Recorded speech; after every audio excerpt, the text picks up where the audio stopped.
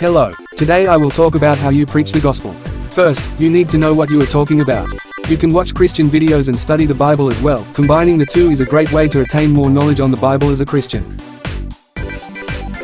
Now after you know quite a bit about the Bible, find out what you want to talk about, and fact check what you are preaching to others before you tell them, as God heavily detests when people preach lies to one another. After you have done this, it is vital to build up confidence. Me myself, I am a bit iffy with public speaking, so I preach the Bible online. The benefits of preaching online by making Bible videos are vast, such as being able to reach a large amount of people. However, you will have to learn some skills, like video editing. Likewise, the benefits of preaching in person are vast as well, as you can answer people's questions directly. However, you will have to learn some skills, like public speaking. You can also preach the Bible one-on-one. For example, maybe slowly but surely, you may preach the gospel one at a time and talk about it to one of your unbelieving or lukewarm friends. You are able to have powerful conversations this way, as it is you and the subject. However, the only problem is that this method is very slow. However, if they believe in what you say and they preach the gospel in your footsteps, it can propel speed in which the gospel is being preached. Now that you know how to preach, here are some ideas on what to preach about. By far, the best thing to preach about is how they are a sinner and how Jesus died for them to save them from hell and otherwise inevitable punishment, but through believing in Jesus and taking action according to your faith, you can be saved from this punishment.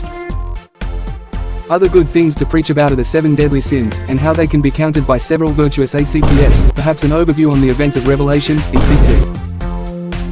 If they ask you a question that you don't know the answer to, admit that you don't. People find that someone who admits when they don't know the answer to something is more trustworthy and accountable. It is important to respect the person, and listen to what they have to say, and be kind to their beliefs. Before you say or do something to them, ask yourself if Jesus will do it. At the end of the day, God gave us free will, so if they ultimately refuse to align with biblical beliefs, then move on and do not throw a fit. Be kind and respect them and don't do anything Jesus wouldn't. In the Bible it says in Matthew chapter 5 verse 16, "In the same way, let your light shine before others, so that they may see your good works and give glory to your Father who is in heaven." What this means is by following and trusting in God, and by doing good deeds, other people can see and admire your behavior, following in your footsteps. If someone has decided that they do not follow God after you talk to them, move on, as they have made their decision. It is only when they come to you after they have decided that they have chosen to finally serve God that you should talk to them again, and if so, be ready to give them tips, and treat them kindly, like Jesus would, as we are called to be like Jesus.